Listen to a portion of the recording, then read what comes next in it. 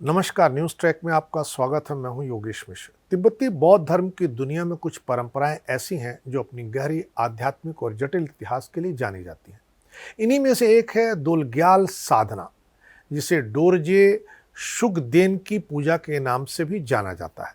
यह साधना तिब्बती बौद्ध धर्म के गेलुगप्पा संप्रदाय से जुड़ी है। इसे लेकर पिछले कई दशकों से तीखा विवाद चला आ रहा है। डोरजे शुगदेन को तिब्बती भाषा में दोलग्याल भी कहा जाता है और यही नाम इस साधना को लेकर विवाद का केंद्र बना हुआ है। 14वें दलाई लामा तेंजिंग ग्यात्सो ने इस साधना को समाज विरोधी, संप्रदायों में विभाजन पैदा करने वाली और आध्यात्मिक रूप से भटकाने वाली बताकर इसका कड़ा विरोध किया है। हम दोलग्याल साधना के इतिहास, महत्व, विवाद और दलाई लामा के विरोध के कारणों को विस्तार को समझने की कोशिश करते हैं। साथ ही तिब्बती समाज पर इसके प्रभाव, इससे जुड़ी भावनात्मक घटनाओं को भी सामने लाते हैं। दोलग्याल साधना तिब्बती बौद्ध धर्म में एक रक्षक देवता डोरजे शुगदेन की पूजा से जुड़ी है। डोरजे शुगदेन को गेलुगप्पा संप्रदाय का एक शक्तिशाली रक्षक माना जाता है, जो इस संप्रदाय की शुद्धता और परंपराओं की रक्षा करते हैं। इस साधना में भक्त डोरजे शुगदेन को प्रसन्न करने के लिए विशेष मंत्र, ध्यान और अनुष्ठान करते हैं। मान्यता है कि यह देवता भक्तों को बाहरी और आंतरिक बाधाओं से बचाते हैं और उनकी आध्यात्मिक यात्रा को सुगम बनाते हैं। डोरजे शुगदेन को एक भयंकर योद्धा के रूप में भी चित्रित किया जाता है, जो एक तलवार और ढाल लिए हुए होते हैं और बौद्ध धर्म के शत्रुओं का नाश करते हैं।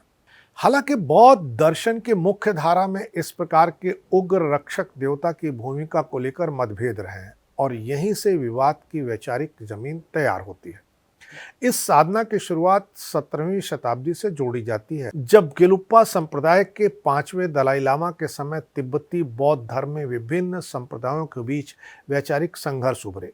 अनेक विद्वानों के अनुसार डोरजे शुगदेन की उत्पत्ति एक तुतकू अर्थात पुनर्जन्म प्राप्त लामा के रूप में मानी जाती है, जो बाद में एक रक्षक देवता के रूप में पूजे जाने लगे। यह तुतकू ड्राक्या ग्यात्स्लेन थे, जो 5वें दलाई लामा के समकालीन थे और जिनकी लोकप्रियता और प्रभाव उस समय के तिब्बती धार्मिक राजनीतिक वातावरण में चर्चा का विषय बनी रही। किंवदंती के अनुसार उनकी असामयिक मृत्यु के बाद उनकी चेतना एक क्रोधी रक्षक शक्ति के रूप में प्रकट हुई, जिसे आगे चलकर डोरजे शुगदेन या दोलग्याल कहा जाने लगा। दोलग्याल साधना के समर्थकों का मानना है कि डोरजे शुगदेन गेलुप्पा संप्रदाय की शुद्धता बनाए रखने में महत्वपूर्ण भूमिका निभाते हैं। गेलुप्पा तिब्बती बौद्ध धर्म की 4 प्रमुख शाखाओं में से एक है, जिसे एलोहैट संप्रदाय के नाम से भी जाना जाता है।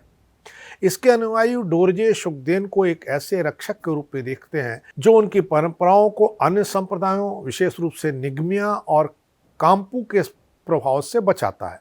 समर्थकों का दावा है कि यह साधना उनके आध्यात्मिक जीवन को शक्ति देती है, उन्हें बौद्ध धर्म के शुद्ध मार्ग पर बनाए रखती है। यहीं से यह साधना एक धार्मिक अभ्यास से आगे बढ़कर सांप्रदायिक पहचान का प्रतीक बन जाती है, जो विवाद को और गहरा करता है। इस साधना में विशेष मंत्र और गुप्त अनुष्ठान शामिल हैं, जिन्हें केवल दीक्षित अनुयायियों द्वारा ही किया जाता है। भक्तों का विश्वास है कि डोरजे शुगदेन उनकी प्रार्थनाओं का त्वरित उत्तर देते हैं और सांसारिक व आध्यात्मिक दोनों प्रकार की समस्याओं का समाधान करते हैं। कुछ अनुयायी इसे धन, सुरक्षा और व्यक्तिगत सफलता से भी जोड़ते हैं। यह साधना विशेष रूप से तिब्बती समुदाय के कुछ वर्गों और निर्वासित तिब्बतियों के बीच लोकप्रिय रही है, खासकर उन समूहों में जो गेलुप्पा परंपरा को अन्य सभी प्रभावों से अलग और शुद्ध बनाए रखना चाहते हैं। 14वें दलाई लामा ने 1990 के दशक के मध्य में सार्वजनिक रूप से दोलग्याल साधना का विरोध किया और 1996 में उन्होंने इसे स्पष्ट रूप से त्यागने की अपील कर दी, जिसे व्यापक रूप से प्रतिबंध के रूप में देखा गया। दलाई लामा का कहना है कि यह साधना तिब्बती बौद्ध धर्म में गहरे विभाजन का कारण बन रही है। उनके अनुसार डोरजे शुगदेन की पूजा एक ऐसा भटकाव है जो बौद्ध धर्म की मूल भावना, करुणा, अहिंसा और समन्वय को कमजोर करता है। दलाई लामा ने इसे एक भ्रमजाल बताया है जो भक्तों को उनके वास्तविक आध्यात्मिक लक्ष्य से दूर ले जाता है। दलाई लामा के विरोध के पीछे कई कारण और भी बताए जाते हैं। पहला, वे तिब्बती बौद्ध धर्म के सभी संप्रदायों को एकजुट रखना चाहते हैं, जबकि डोरजे शुगदेन की पूजा को अक्सर अन्य संप्रदायों के विरोध के प्रतीक के रूप में देखा जाता है। दूसरा, उनका मानना है कि यह साधना अंधविश्वास और भय पर आधारित है, जो आधुनिक तिब्बती समाज को रूढ़ियों में जकड़े रहती है। तीसरा, कुछ शुगदेन समर्थक समूहों के चीन से कथित संबंधों को लेकर भी आशंकाएं व्यक्त की जाती रही हैं, जिन्हें दलाई लामा और उनके समर्थक तिब्बती एकता के लिए खतरा मानते रहे हैं। इन सारे सवालों ने दलाई लामा को इस पंथ के विरोध में लाकर के खड़ा कर दिया है। देखना है यह पंथ की लड़ाई कहां तक जाती है। इस बार इतना ही। अगली बार फिर मिलेंगे किसी नए सवाल पर नए ढंग से बात करने के लिए। तब तक के लिए नमस्कार।